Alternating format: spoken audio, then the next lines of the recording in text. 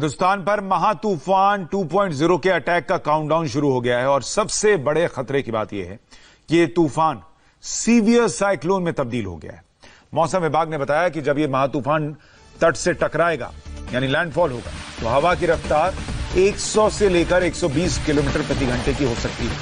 मुंबई के आसपास असर दिखने भी लगा है। पालघर में तेज हवाएं चल रही हैं। अलीबाग के समंदर में ऊंची ऊंची लहरें उठने लगी हैं। महाराष्ट्र के डहाणू में कई पेड़ गिर गए।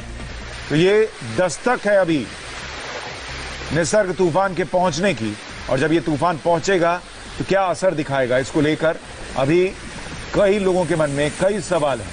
गेटवे ऑफ इंडिया की तस्वीर, वर्ली, मरीन ड्राइव, वर्सोवा की तस्वीर आप देख रहे हैं। पणजी, अलीबाग, पालघर और रत्नागिरी।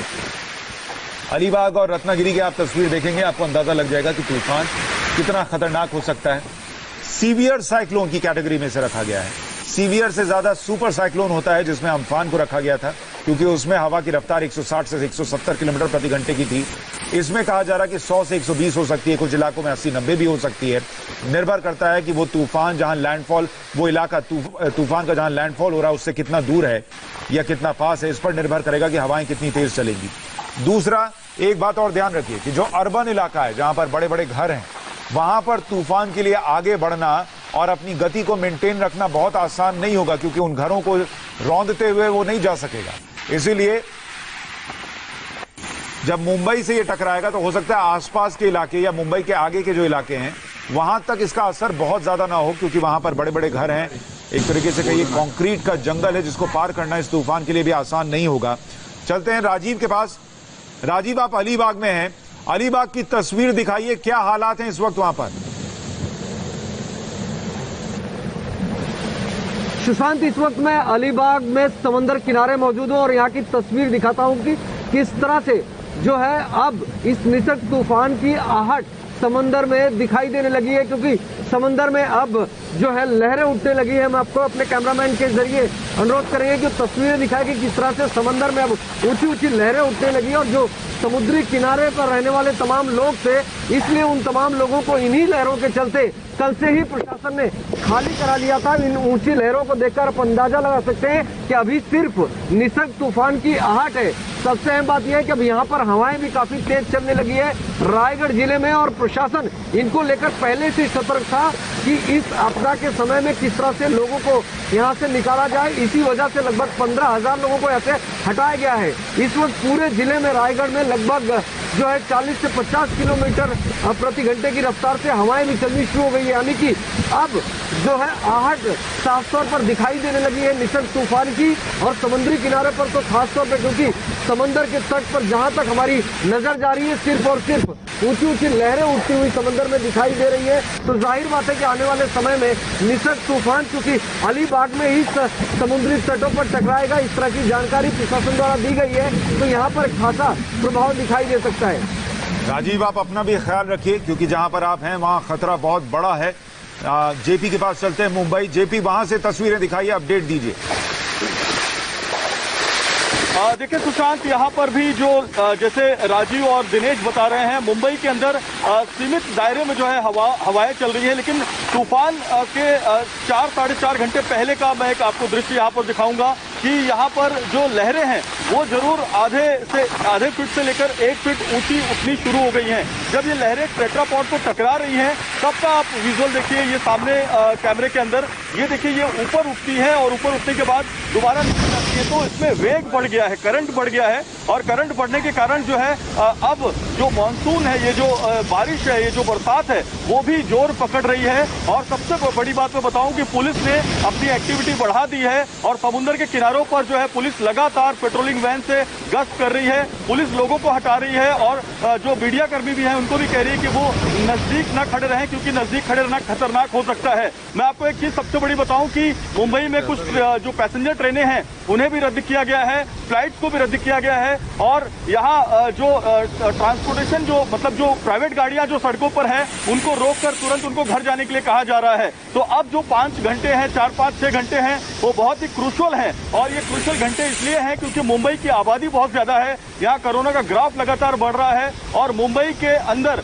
अगर ज्यादा बारिश होती है तो निश्चित तौर पर लो लाइन इलाके बहुत ज्यादा है, पॉइंट्स बहुत ज्यादा है और हिंद माता, अंधेरी, मालाड ऐसे ये पॉइंट्स है जहां पर अगर पानी भरता है, जुहू, जेवीपीडी जहां पर पानी भरता है तो 2-3 दिन 4 दिन मुंबई के लिए मुसीबत बढ़ जाएगी। तो कोरोना के ऊपर जो काम चल रहा है महाराष्ट्र सरकार का, उसको कम करने का, हेल्थ वर्कर्स जो लगातार लगे हुए हैं वहां से फोकस हटाना नहीं चाहती महाराष्ट्र सरकार, इसलिए सभी ये प्रे कर रहे हैं कि इसका असर कम हो, मुंबई पर इसका असर ना हो। मुंबई में लोग अपने घरों में हैं, मुंबई साथ दे रही है महाराष्ट्र सरकार और मुंबई प्रशासन का, लेकिन जो इसकी आहट है, जो इसकी दस्तक है, वो कहीं ना कहीं लोगों को डरा रही है। सुशांत, जेपी, ये तस्वीरें देखकर दुख भी होता है कि देश पर देखिए संकटों का जो दौर चल रहा है वो खत्म ही नहीं हो रहा। पहले कोरोना का संकट, उसके बाद एक के बाद एक तूफान आए जा रहे हैं। आप देखिए, आप अगर नॉर्मल डेज में रिपोर्टिंग कर रहे होते तो आपने रेनकोट पहना होता, भाई आप रेनकोट भी है, ग्लव्स भी है, आपको मास्क भी लगाना पड़ रहा है।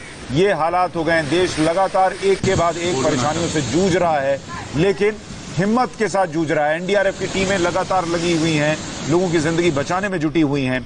तस्वीरें आप देखिए किस तरीके से बारिश की वजह से, ये जो आप धुंधलापन देख रहे हैं इस तस्वीर में, वो इसलिए है क्योंकि लगातार बारिश हो रही है। ये तेज हवाएं रत्नागिरी में चल रही हैं, महाराष्ट्र की तस्वीर है, और वहां पर बताया जा रहा है कि 100 से 120 किलोमीटर प्रति घंटे की रफ्तार से हवाएं चलेंगी। 100 से 120 किलोमीटर प्रति घंटे की रफ्तार से जब हवाएं चलेंगी तो इसका अंदाजा आप इस बात से लगा लीजिए कि आप जब गाड़ी 100-120 की स्पीड पर चलाते और आपने खिड़की खोली होती, हाथ बाहर निकालते, तो उस हाथ को स्टेबल रखना कितना मुश्किल होता है। उतनी ही तेज हवाएं चलेंगी तो सोचिए क्या हालात होंगे वहां पर।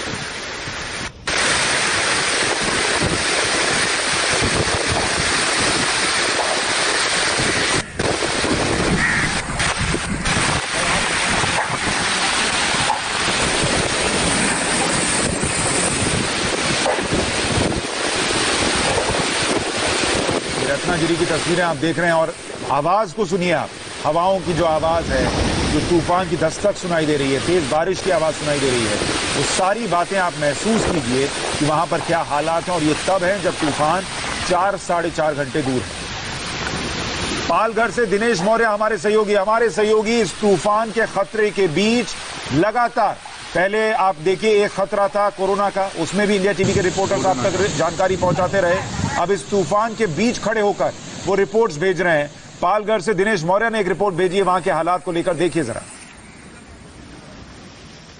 पालघर में मौसम पूरी तरह से बदल गया है। तूफान की आशंका के मद्देनजर अब यहाँ पर लगातार तेज बरसात हो रही है।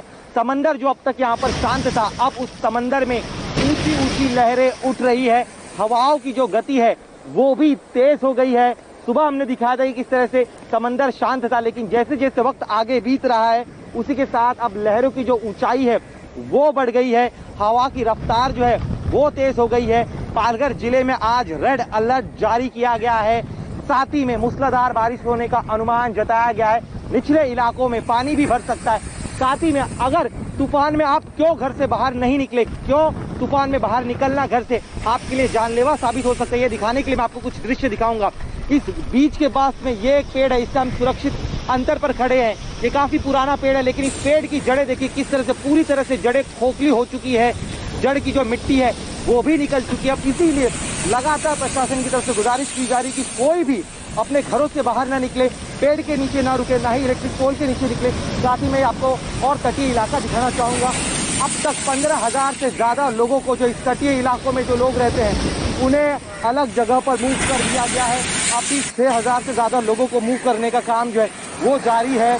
पहले तूफान जो था वो इस पालघर तट पर आ सकता था, इस तरह की आशंका थी, लेकिन अब ये दूसरी तरफ ड्रिफ्ट हो रहा है। लेकिन इसके बावजूद भी अब भी अलर्ट बनाए रखा गया है। इन्हीं सभी के मद्देनजर प्रशासन का कहना है कि वो अलर्ट पर है, खतरा टला नहीं है। पालघर में रहने वाले लोग जो हैं वो अपने घरों में रहे, कोई भी घरों से बाहर ना निकले। कैमरामैन संतोष पालवनकर के साथ Dinesh Maurya, India TV, Palghar. India TV भी लोगों से लगातार अपील कर रहा है कि आप भी घर पर रहिए। ये मत सोचिए कि अभी तो हवाएं कम ही हैं, निकल आते हैं, कुछ सेल्फी ले ली जाए, कुछ काम निपटा लिया जाए। ये मत कीजिए। इन हवाओं के बढ़ते या इसकी रफ्तार पकड़ते कब वक्त गुजर जाए पता नहीं चलेगा और वो बहुत खतरनाक हो सकता है आपके लिए। इसलिए घर पर रहिए, सेफ रहिए। हमारे सहयोगी जो हैं वो लगातार ग्राउंड जीरो से रिपोर्ट दे रहे हैं। मीनाक्षी हमारे साथ कंट्रोल रूम से बनी हुई है। मीनाक्षी, जरा बताइए तूफान कहां तक पहुंचा और क्या इसका डायरेक्शन भी चेंज हुआ है? गुजरात की तरफ कम जाए, महाराष्ट्र की तरफ ज्यादा जाए, ऐसा लग रहा है क्या? बिल्कुल सुशांत, दर्शकों को ये जानकारी देंगे कि इस तूफान का असर मुंबई से ज्यादा रत्नागिरी, पालघर और अलीबाग में दिखाई दे रहा है और इसका जो डायरेक्शन भी है आप अगर देखेंगे तो ये इस तरफ आगे बढ़ रहा है। मैं कैमरामैन रोहित से रिक्वेस्ट करूंगी कि जरा वो जूम करके दिखाए। अभी अरब सागर में आप देखेंगे तो 140 किलोमीटर प्रति घंटे की रफ्तार से हवाएं चल रही है, लेकिन जैसे जैसे मैं कर्सर को आगे बढ़ाती जाऊंगी 138 किलोमीटर, 142 किलोमीटर प्रति घंटे की रफ्तार से हवाएं चल रही है और मैं धीरे धीरे देखिए अपना ये ग्राफ जो है रत्नागिरी की तरफ आगे बढ़ा रही है। 128 किलोमीटर प्रति घंटे की रफ्तार से हवा 120, 116, 112, 109, 114, यानी आप रत्नागिरी तक पहुंचते पहुंचते वहां की तस्वीरें इसीलिए इतनी ज्यादा भयावह लग रही थी, तेज हवाएं चल रही थी, क्योंकि जो सबसे ज्यादा असर इस वक्त इस तूफान का निसर्ग का दिखाई दे रहा है वो रत्नागिरी पर दिखाई दे रहा है। आप देखिए 109 किलोमीटर प्रति घंटे की रफ्तार से हवाएं चल रही है। अब मैं इसी कर्सर को आगे बढ़ाती जा रही हूँ। 115 किलोमीटर, 118 किलोमीटर, 120 किलोमीटर, 121 किलोमीटर प्रति घंटे की रफ्तार से हवाएं, जैसे जैसे आप ऊपर की तरफ बढ़ते जा रहे हैं। ये तटीय इलाके हैं, महाराष्ट्र के तटीय इलाके, आप इस पर गौर करिएगा। 118 किलोमीटर प्रति घंटे की रफ्तार से हवाएं चल रही हैं और धीरे धीरे जैसे जैसे आप ऊपर की तरफ बढ़ते जाएंगे तूफान का असर कुछ कम होता जा रहा है। सबसे ज्यादा असर रत्नागिरी, पालघर, अलीबाग, ये महाराष्ट्र के तटीय इलाकों में दिखाई दे रहा है। अब देखिए मैं आगे मुंबई की तरफ बढ़ रही हूँ, यहाँ पर असर अभी फिलहाल थोड़ा कम दिखाई दे रहा है, लेकिन ऐसा नहीं है कि आपको निश्चिंत होने की अभी वक्त नहीं आया है, क्योंकि ये इस समय का डेटा है, लेकिन जैसे जैसे समय आगे बढ़ता जाएगा ये डेटा भी चेंज होता जाएगा। लेकिन फिलहाल आप देख रहे हैं 113 किलोमीटर प्रति घंटे की रफ्तार से अलीबाग का आप जिक्र कर रहे थे और थोड़ा नीचे आते एक बार फिर से रत्नागिरी की तरफ 106 किलोमीटर प्रति घंटे की रफ्तार यानी हवाएं तेज चल रही हैं और ये हवाएं और तेज होंगी, बारिश और तेज होगी जैसे जैसे तूफान जो है वो इन तटीय इलाकों के और नजदीक पहुंचेगा। जेपी, आप तो वहां पर मौजूद हैं, आप जो हवा चल रही है उसको महसूस कर पा रहे होंगे। अंदाजा लगाना संभव है आपके लिए कि कितनी तेज रफ्तार से वहां मुंबई में हवाएं चल रही होंगी अभी? देखिए सुशांत, अंदाजा लगाना थोड़ा मुश्किल है, लेकिन मैं इतना जरूर आपको कह सकता हूं कि मेरा पूरा शरीर भीग गया है। लगातार ये बरसात और ये जो हवा चल रही है जिसकी वजह से मैं अपना अम्ब्रेला, अपनी छतरी जो है वो पकड़ नहीं पा रहा हूं। और जो टेट्रापॉट है जो मरीन ड्राइव कुलाबा से लेके लगातार यहाँ वर्ली सीफेस तक लगाया गया है, आप उसको देख लीजिए एक बार कि यहाँ पर किस तरीके से जो लहरें हैं वो टेट्रापॉट से टकरा कर उफान मार रही हैं और करीब आधे से 1 फुट ऊपर तक ये लहरें आ रही हैं। बरसात लगातार जारी है सुबह से ही और धीरे धीरे ये बरसात बढ़ रही है। 3 पुलिस के कांस्टेबल वहां पर सामने से आते हुए दिखाई दे रहे हैं जो कि लोगों को हटा रहे हैं। धारा 144 लगा दी गई है मुंबई के समुद्र के किनारों पर और किसी को भी खड़े रहने नहीं दिया जा रहा है। सबसे बड़ी बात यह है सुशांत की मुंबई ने बहुत बड़ा सपोर्ट दिया है। पूरी मुंबई घरों में बंद है, पूरी मुंबई घरों में कैद है। कोई भी मुंबई का एक भी शख्स घरों से बाहर नहीं निकल रहा है। मुंबई ये समझ चुकी है कि जब तक वो सपोर्ट नहीं करेगी कोई भी विपत्ति, कोई भी आपत्ति का सामना वो नहीं कर पाएगी। मुंबई की आबादी एक अच्छी बात ये हुई है कोरोना काल में कि लोगों को घर में रहने की आदत भी हो गई है और उसको कैसे करना है ये पता चल गया है कि इतने दिन लोग लॉकडाउन में घर में रहे कि अब घर में रहने बोलिए तो लोगों को असहज महसूस नहीं होता। तो ये अच्छी बात है कि लोगों को जैसे कहा गया कि खतरा है तो लोग घरों में चले गए। ये तस्वीर भी आ रही है कि एनडीआरएफ की टीम लोगों को कैसे वहां से बचाकर रेस्क्यू करके निकाल रही है। एक एक व्यक्ति, एक एक बुजुर्ग महिला, बुजुर्ग शख्स, छोटे बच्चे हैं, उन सबको बस में देखिए, बस में भरकर वहां से ले जाया जा रहा है। चुनौती कोरोना काल में कितनी बढ़ गई है उसको भी समझिए कि हर कोई मास्क लगा रहा है। एक ही बस में आप सबको नहीं ले जा सकते, बस के अंदर भी सोशल डिस्टेंसिंग मेंटेन करनी है। सबकी जान को तूफान से भी बचाना है और कोरोना से भी बचाना है। ये डबल चुनौती चल रही है। ये वर्सोवा की तस्वीरें आप देख रहे हैं जहां पर अभी भी लोगों को हटाया जा रहा है, निकाला जा रहा है। जेपी हमको थोड़ी और जानकारी देंगे। जेपी, अभी भी कुछ इलाके हैं जहां से लोगों को हटाना बाकी है और मुंबई का जो इलाका है वहां समुद्र के आसपास बहुत मछुआरे लोग रहते हैं, उन लोगों को वहां से कहां शिफ्ट किया गया? देखिए सुशांत, अभी मैं वर्ली कोलीवाड़ा गया था, मैं आपको बताना चाहूंगा। वर्ली कोलीवाड़ा में करीब 300 परिवारों को वहां के एक सोशल सभागृह है, सामाजिक सभागृह है, एक बिल्डिंग है, उसमें शिफ्ट किया गया है। इसके पहले वहां पर कोरोना के होम क्वारंटाइन जो मरीज हैं या होम क्वारंटाइन जो लोग हैं उनको रखा गया था, लेकिन उनको वहां से शिफ्ट कर दिया गया है अस्पतालों में। और जितने भी मछुआरे हैं, जितने भी समुद्र के एकदम नजदीक घर बनाकर रहने वाले लोग हैं, उनको ऐसे इलाकों में शिफ्ट किया जा रहा है, जो शेल्टर होम जिसको हम कह सकते हैं। मुंबई के कोलाबा मच्छीमार कॉलोनी में कल मैं गया था, वहां पर भी शेल्टर होम में शिफ्ट किया गया है। आज मैं वर्ली कोलीवाड़ा गया था, वहां भी शेल्टर होम में शिफ्ट किया गया है। तो मुंबई के अंदर ये जो इवैक्यूएशन है वो बड़े पैमाने पर रात भर जारी रहा। अभी भी मैं आपको बताऊं, वर्सोवा में मड़ में बड़े पैमाने पर मछुआरों की बस्ती है। करीब वहां पर 40 से 50 हजार मड़, दाना पानी, अक्सा, ये जो समुद्र के किनारे हैं वहां पर 40 से 50 हजार मछुआरों की बस्ती है। तो उन लोगों को भी जो नजदीक है, 2 से 3 हजार लोग जो नजदीक रहते हैं, उनको वहां से इवैक्यूएशन करवाने का काम अभी भी जारी है। तो लगातार बड़े स्तर पर एनडीआरएफ की टीम कहें या एसडीआरएफ की टीम कहें, Mumbai police, marine police, BMC, disaster management, coast guard, navy, सब एजेंसियां एक साथ जुट गई हैं। और तूफान अपना काम कर रहा है। अगर ये निसर्ग तूफान